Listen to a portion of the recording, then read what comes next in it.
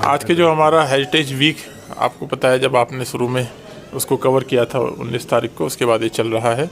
आज हमने एक्चुअली में डीपीआरस किस तरह से फ्रेम होनी चाहिए और जो इस पूरी चीज़ों से जो इन्वॉल्व रहते हैं इंजीनियर्स, साथ में administrative officers, senior JKS officers जो है, एडीसी लेवल के ऑफिसर्स जो है, ताकि कब आपको एडमिनिस्ट्रेटिव अप्रूवल देनी है, किन चीज़ों का ध्यान रखना है, क्योंकि हमारे लिए जैसे हम कहते हैं ना, विकास भी विरासत भी बहुत ज़रूरी है, दोनों ही चीज़ें बहुत इंपॉर्टेंट है।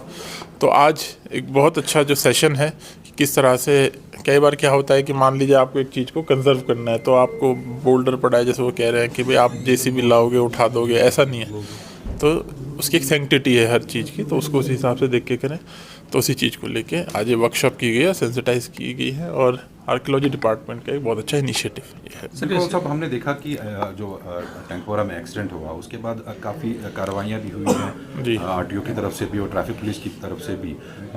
नो हेलमेट नो पेट्रोल का इनिशिएटिव भी लिया गया। कैसे आप सारे इनिशिएटिव्स को देखते हैं, और क्या इसमें ये भी इंश्योर किया जाएगा कि जो कोई ऐसा नागरिक हो जो वायलेट नहीं कर रहा हो उसको हरासा ना किया जाए? नहीं, बिल्कुल नहीं होगा। देखिए, इस वाले इंसिडेंट से जो है अब हमने जो है रिएक्टिव अप्रोच अपनाई है। मैं तो चाहता हूँ कि सभी जो है अपने बच्चे, क्योंकि वो हमारे भविष्य है, ठीक है, और मुझे नहीं लगता है कि कोई भी पेरेंट्स ऐसा हादसा देखना, मतलब ये तो कोई भी नहीं देखना चाहता। जब हमने भी सुना तो हमने भी बहुत अच्छा इसमें नहीं लगा, और इसमें इमीडिएटली जो है स्टेप लिया।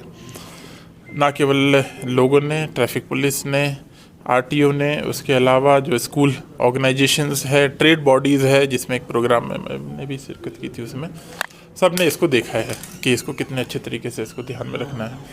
कोई, मैं आपको फिर अश्योर कर रहा हूँ, किसी को भी अननेसेसरली इसमें हरास होने या परेशान होने की दिक्कत नहीं है। अगर आप लॉ अबाइडिंग है, आपके सारे डॉक्यूमेंट्स कागजात पूरे हैं, आपको कोई हरास नहीं करेगा।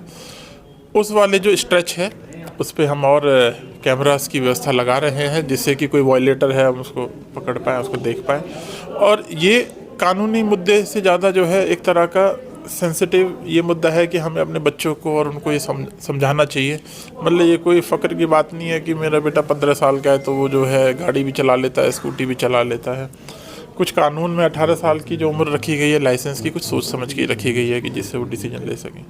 तो आपके माध्यम से मेरी सबसे रिक्वेस्ट रहेगी कि इसको ज़रा सीरियसली लें, ठीक है। ये इसको लॉ एंड ऑर्डर से ज़्यादा एक अपने हिसाब से उसको एक मोरल एजुकेशन के हिसाब से उसको दे, क्योंकि जब वो गाड़ी चलाता है, यहाँ तो ये खुद हादसे का शिकार हो गए, खुदा ना खास तो कोई और भी हो सकता है। ऐसे इंस्टेंसेस आए हैं पूरे देश में जिसमें कहीं ना कहीं किसी और को भी इससे चोट लगती है। तो हमें सेफ रहना चाहिए, इसकी तो कोई वो नहीं। सर, बहुत सारी जगहों पे हमने देखा जो सीसीटीवी कैमरास है ऑपरेशनल नहीं है, फंक्शन नहीं है, या कुछ जो है जो फंक्शनल थे वो काम नहीं कर रहे। जैसे कि बहुत ही इंपॉर्टेंट एक पॉइंट है, डलगेट में मेन चौक में फंक्शनल नहीं है वहाँ पे सीसीटीवी कैमरा।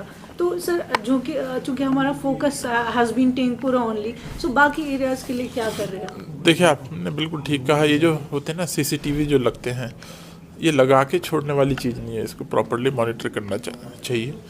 और उसी पे ही जब क्रॉस चेक करने जाते हैं तो हमें कुछ ऐसे मिलते हैं जो काम नहीं करते हैं, और हम उस पर तुरंत उस पर जो एक्शन लेना है। और ये हमारे लिए भी एक तरह का एक वेकअप कॉल होती है कि भाई इसको जो है कॉन्स्टेंटली उसको मॉनिटर किया जाए। और सिक्योरिटी के माध्यम से भी ये कैमरे हमें बहुत फ़ायदा करते हैं।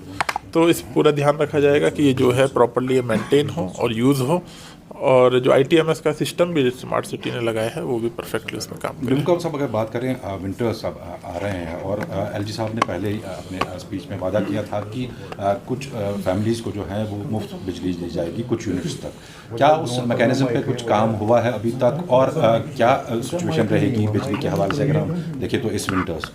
देखिए, एक क्वेश्चन तो मेरी ब्रीफ के बाहर है कि भाई कब तक देंगे, क्योंकि ये तो मैं उसका जवाब नहीं दे सकता हूँ। ऑफ कोर्स मीडिया के माध्यम से जैसे ही मैं सुनता हूँ सुनता रहता हूँ। बाकी जो ओवरऑल इंतजामात है उसके लिए मैं आपको आश्वस्त करता हूँ। हमारा तो एक टारगेट यही रहता है कि हमने जो लास्ट ईयर किया है उससे बेहतर करना है, यही हमारा ध्येय है। और इस बार आपको लास्ट ईयर से भी और बेहतर इंतजाम मिलेंगे, उसकी एश्योरेंस मैं ज़रूर दे सकता हूँ।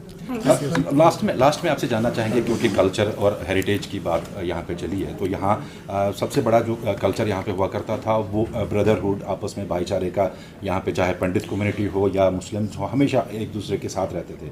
लेकिन लास्ट के कुछ दिनों में जो हमने देखा कि जिस तरह के इंसिडेंट पेश आए, उसकी कंडमनेशन यहाँ के मुसलमान कम्युनिटी ने बहुत बढ़ चढ़ के इस बारी की। कैसे आप इस सबको देखते हैं इस वाले से? यार ये जो हम देखते हैं बदलता कश्मीर और ये जो अभी हम सब देख रहे हैं, ये सब उसी का ही नतीजा है कि हम सब लोगों ने जो कहते हैं ना, peace is prerequisite for development. और पीस कौन लाएगा? पीस भी हम ही लोग ही लेके आएंगे। और जो यहाँ की आवाम ने जो ताउन दिया है, जो सपोर्ट सबको एक दूसरे भाईचारे के साथ मिलकर मिला है, तो ये तो अनपैरेलल्ड है और यही इसका सोल्यूशन है। और आगे भी हमें इसी तरीके से